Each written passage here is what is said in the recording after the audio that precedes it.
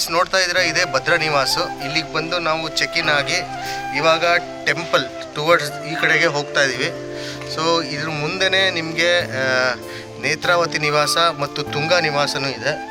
So right side Tunga ನಿವಾಸ, ಇದು ಬಂದು ಭದ್ರಾ ನಿವಾಸ, ಇದು ಬಂದು ನೇತ್ರಾವತಿ ನಿವಾಸ.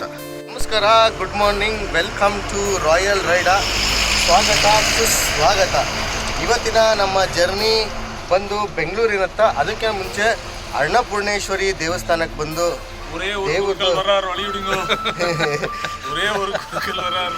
ದೇವರ ಹತ್ರ ಬಂದು ಒಂದು ಬ್ಲೆಸ್ಸಿಂಗ್ಸ್ ತೊಗೊಂಡು ನಮ್ಮ ಪ್ರಯಾಣನ ಮುಂದುವರ್ಸೋಣ ಅಂತ.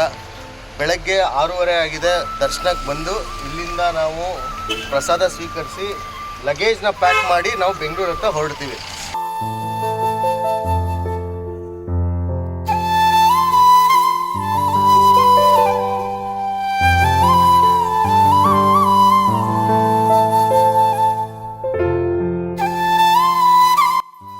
ನೋಡ್ತಾ ಇದ್ರೆ ರೈಟ್ ಸೈಡಿಗೆ KSRTC ಮತ್ತು ಪ್ರೈವೇಟ್ ಬಸ್ ಸ್ಟ್ಯಾಂಡ್ ಇದೆ. ಸೊ ನೀವು ಬಂದು ಬಸ್ ಇಳಿದ್ರೆ ಅಪೋಸಿಟ್ ಟು ಬಸ್ ಸ್ಟ್ಯಾಂಡ್ನಲ್ಲಿ ಟೆಂಪಲ್ಲು. ಸೊ ಹಾಗೆ ನನ್ನ ಲೆಫ್ಟ್ ಸೈಡ್ಗೆ ಟೆಂಪಲ್ನ ಒಂದು ಎಂಟ್ರೆನ್ಸು. ಈ ಜಾಗದಲ್ಲಿ ನಮ್ಮ ಪಾದರಕ್ಷೆಗಳನ್ನ ಇಟ್ಟು ಟೆಂಪಲ್ಗೆ ಹೋಗಬೇಕಾಗುತ್ತೆ.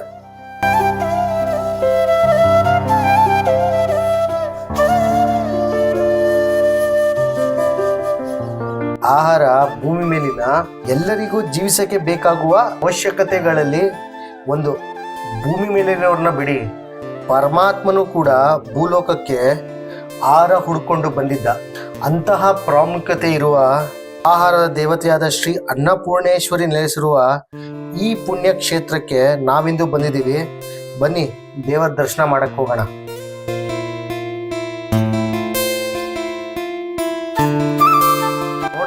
ಪ್ರವೇಶ ದ್ವಾರ ನೋಡಿದ್ರೆ ಒಂದು ಪಾಸಿಟಿವ್ ವೈಬ್ ಬರ್ತಾ ಇದೆ. ಇನ್ನು ಆರ್ಟ್ಸ್ನ ಕಲರ್ ಕಾಂಬಿನೇಷನ್ ಚೆನ್ನಾಗಿದೆ. ದೇವಸ್ಥಾನದ ಮುಂದೆನೆ ಒಂದು ಕನ್ಸ್ಟ್ರಕ್ಷನ್ ಆಗ್ತಿರೋ ಒಂದು ಮಂಟಪ ಇದೆ. ಹಾಗೆ ನೀವು ನೋಡ್ತಾ ಇದ್ದ ರೈಟ್ ಸೈಡಲ್ಲಿ ಸೆಕ್ಯೂರಿಟಿ ರೂಮ್ ಕೂಡ ಇದೆ. ನಿಮ್ಗೇನಾದರೂ ತೊಂದರೆಗಳು ಏನಾದ್ರು ಕಳ್ಕೊಂಡ್ರೆ ಬಂದು ರಿಪೋರ್ಟ್ ಮಾಡ್ಬೋದು. ನೋಡ್ತಾ ಇದ್ದೆ ಈ ಗೇಟ್ ಇದೆಯಲ್ಲ, ಇದು ದೇವರ ಅಂದರೆ ದೇವಸ್ಥಾನದ ಮುಖ್ಯ ದ್ವಾರಕ್ಕೆ ಹೋಗಿ ತಲುಪುತ್ತೆ. ಇಲ್ಲಿ ಒಂದು ಸಣ್ಣಗಿರೋ ಪುಷ್ಕರಣಿ ಕೂಡ ಇದೆ. ಇದು 4 ಕಡೆ ಒಂದು ಮಂಟಪ ಹಾಕಿದ್ದಾರೆ. ಅಲ್ಲಿ ದೇವರ ಪ್ರತಿಷ್ಠಾಪನೆ ಮಾಡಿದ್ದಾರೆ. ನೋಡೋಕ್ಕೆ ಚೆನ್ನಾಗಿದೆ.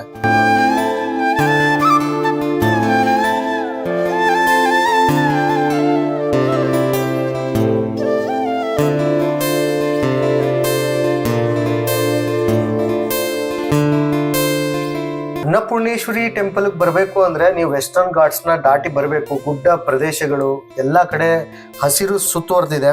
ಹಾಗೆ ನೋಡ್ತಾ ಇದ್ದಾರೆ ಟೆಂಪಲ್ ಆಪೋಸಿಟ್ ಕೂಡ ಎಷ್ಟು ಚೆನ್ನಾಗಿ ಹಸಿರು ತುಂಬಿದೆ. ಸುತ್ತ ಗ್ರೀನರಿ ನೋಡೋಕ್ಕೆ ಕಣ್ಣಿಗೆ ಒಂದು ಮನಮೋಹಕ ಮತ್ತು ಅದ್ಭುತ. ಇಲ್ಲಿಯ ದೇವಸ್ಥಾನದ ಡ್ರೆಸ್ ಕೋಡ್ ಹೀಗಿರಬೇಕು ಅಂತ ಇಲ್ಲಿ ಮೆನ್ಷನ್ ಮಾಡಿದ್ದಾರೆ.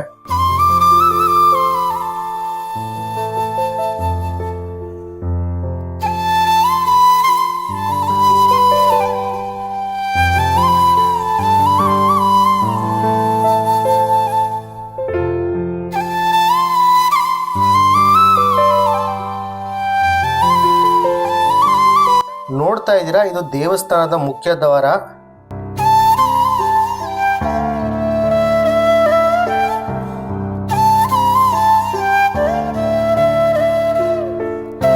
ಇಲ್ಲಿ ಒಂದು ಮಂಟಪ ಬಂದು ಬೆಳ್ಳಿಯಲ್ಲಿ ಲೇಪನ ಮಾಡಿದ್ದಾರೆ. ನೋಡಕ್ಕೆ ಅದ್ಭುತವಾಗಿದೆ. ಅದ್ರ ಮಧ್ಯೆ ದೇವರ ಗರ್ಭಗುಡಿ ಇದೆ. ನೀವು ಎಂಟ್ರೆನ್ಸ್ ಆಗ್ತಿದ್ದಂಗೆ ಮುಂದೆ ಸ್ಟಾರ್ಟಿಂಗ್ ಈ ಮಂಟಪದ ಹತ್ರ ನಿಂತ್ಕೊಂಡ್ರೆ ಗರ್ಭಗುಡಿ ತನಕನೂ ಕಾಣುತ್ತೆ.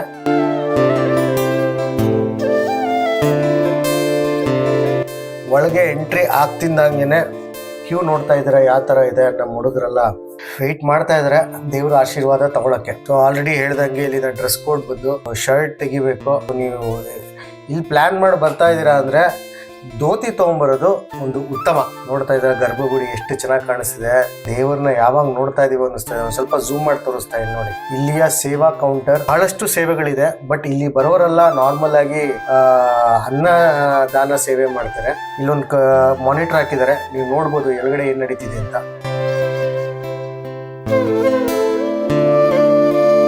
ಸೊ ದೇವ್ರ ನೋಡಕ್ ಹೋಗೋಣ ಬನ್ನಿ, ದೇವರ ಆಶೀರ್ವಾದಕ್ಕೆ ಮೊರೆ ಹೋಗೋಣ. ಸೊ ಇಲ್ಲಿನ ಪ್ರಧಾನ ಅರ್ಚಕರು ಇವರು.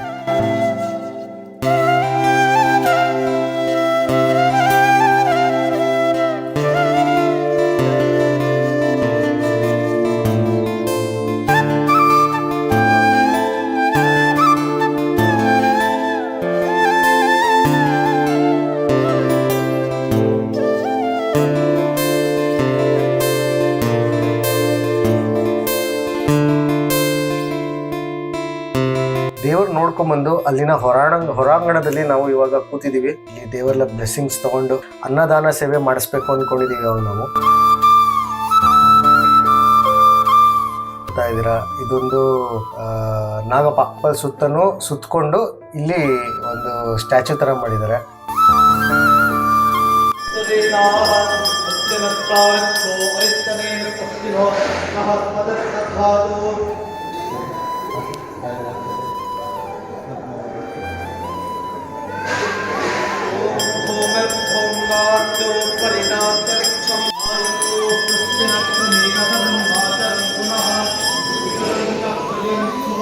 ನೋಡಿದ್ರೆ ನಾವು ಅನ್ನದಾನ ಸೇವೆ ಮಾಡಿಸಿದ್ವಿ, ಅದ್ರದ್ದು ರಶೀತಿ ಇದು ಈ ತರ ಕೊಡ್ತಾರೆ. ಸೊ ಅಲ್ಲಿ ನಾವು ಮುಂದೆ ಹೋಗಿ ಪ್ರಸಾದ ಈಸ್ಕೋಬೇಕು. ಸೇವಾ ಪ್ರಸಾದ ಕೌಂಟರ್.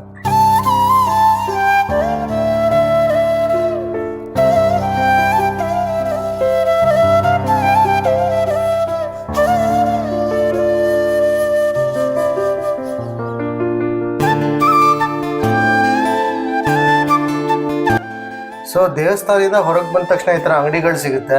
ಆಮೇಲೆ ಒಂದು ಸ್ಮಾಲ್ ಹೋಟ್ಲು ಕೂಡ ಇದೆ. ಸೊ ಅಲ್ಲಿ ನೀವು ಏನ್ ಬೇಕು ನಿಮ್ಮ ಸ್ಪೈಸಸ್ ಆಗ್ಲಿ ಸ್ವೀಟ್ಸ್ ಆಗ್ಲಿ ಎಲ್ಲ ಪರ್ಚೇಸ್ ಮಾಡ್ಬೋದು.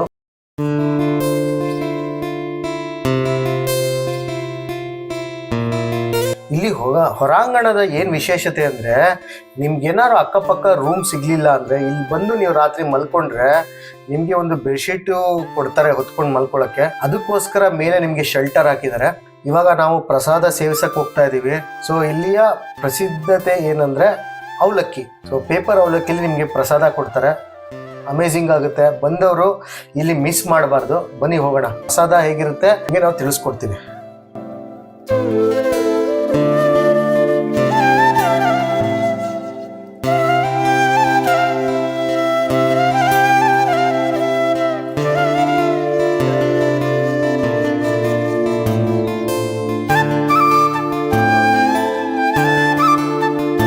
ಸೊ ಈ ವಿಡಿಯೋ ನಿಮಗೆ ಇಷ್ಟ ಆಗಿದೆ ಅನ್ಕೋತೀನಿ. ನಿಮ್ಗೆ ವಿಡಿಯೋ ಇಷ್ಟ ಆಗಿದ್ರೆ ಲೈಕ್ ಮಾಡಿ, ಸಬ್ಸ್ಕ್ರೈಬ್ ಮಾಡಿ. ನಮಸ್ಕಾರ.